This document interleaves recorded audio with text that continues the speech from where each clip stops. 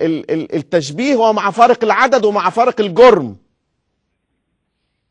انا قلت لحضرتك وبقرر للساده المشاهدين نعم ان هناك جريمه قد حدثت، واننا مع القصاص، وخلاف هذا يصبح المنطق عبثيا. نعم.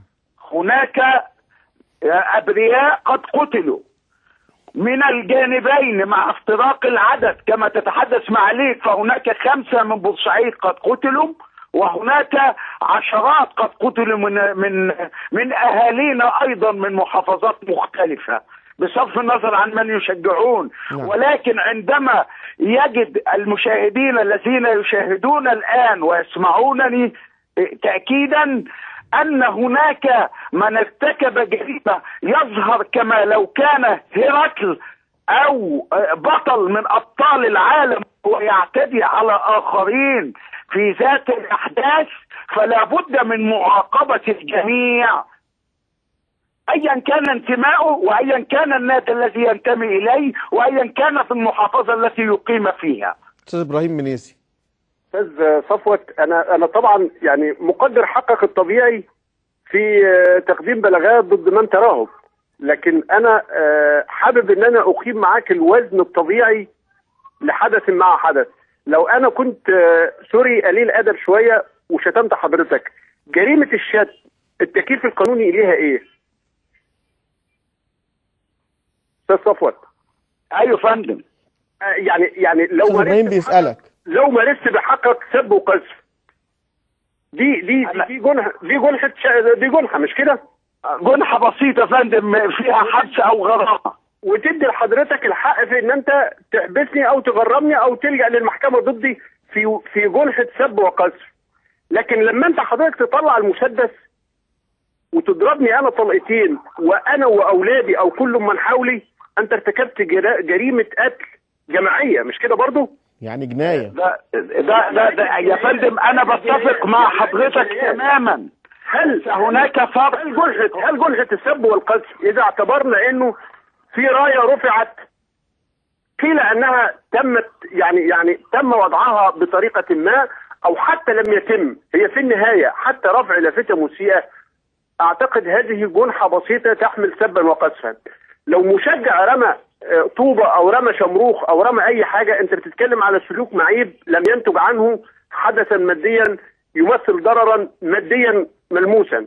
هل كل هذه عنه عاهتين مستديمتين؟ انا استاذن حضرتك لانك هتعلق زي ما انت عايز.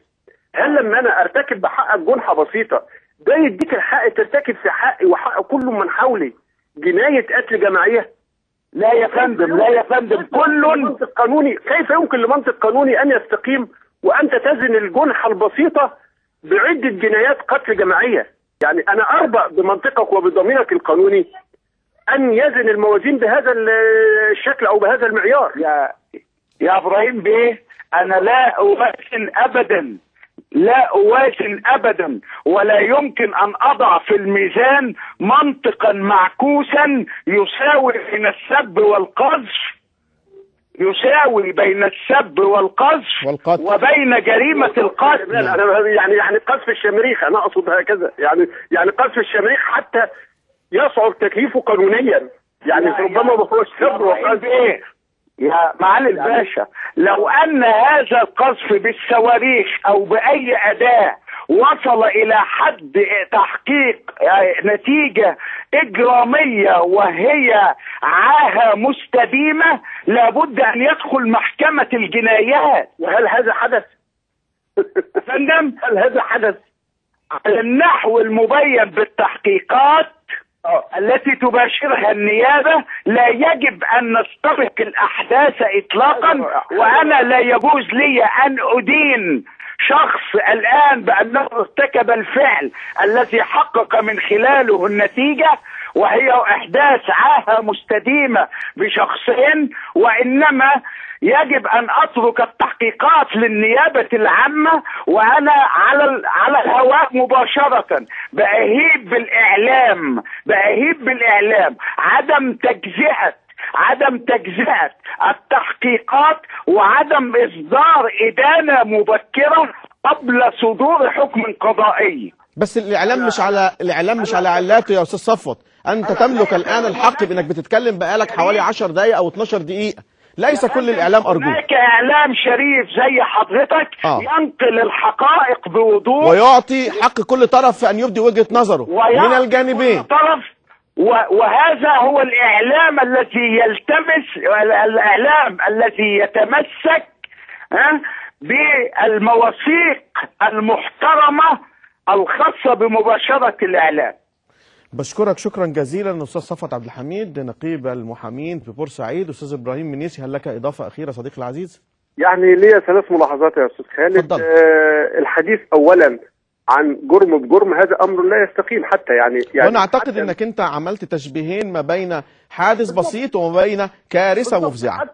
حتى لو اعتبرنا ان الحادث الاولاني قد وقع، هذا لا يعطي الحق ابدا على الاطلاق لارتكاب هذه المجزره غير المسبوقه. يعني اعذرني انا لو شتمتك دلوقتي، طبعا مش على الهوا ولا بره الهوا يعني، انما لو شتمتك دلوقتي ما يبررش انك انت تحط صباعك في عيني. اللي انا اقتلك او يعني انا بديك برضو ايه اللي هتطوله في ساعتها انك تروح حاطط صباعك في عيني، طبعا ما يتناسبش. لكن وده اللي انا اشأت يعني اردت التعليق بيه على مساله انت الطرف الاخر المختلف معاه في ايده حاجه، فانت بتحاول يكون في ايدك حاجه ثانيه قابله للتفاوض. هذا وانا قلتها على الهوا يعني وفي وجود الاستاذ صفوت.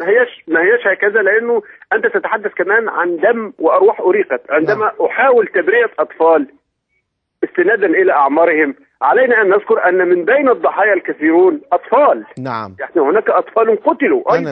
انس 13 سنه. هذا القاتل بالضبط، اذا كان هذا القاتل لم تاخذه رأفة بالاطفال التي تقتل، فلا يجب ان نتحدث عن براءة الطفل في ان يرتكب خطأ ما الى ان تصدر احكام النيابه او قرارات النيابه في التحقيقات، وهذه مساله نرتضيها جميعا ونثق فيها. نعم. لكن كمان جزئيه ان انا اتحدث انه من بين جماهير بورسعيد ايضا من راحوا شهداء ايضا، الكل يعرف انه من بورسعيد ومن الشرقيه ومن دمياط ومن اسكندريه، لكنهم قتلوا لانهم يجلسون في مدرجات الاهلي. نعم. انت ما بتتخانقش، ما بتتكلمش على خناقه وقع منها قتلى من الطرفين.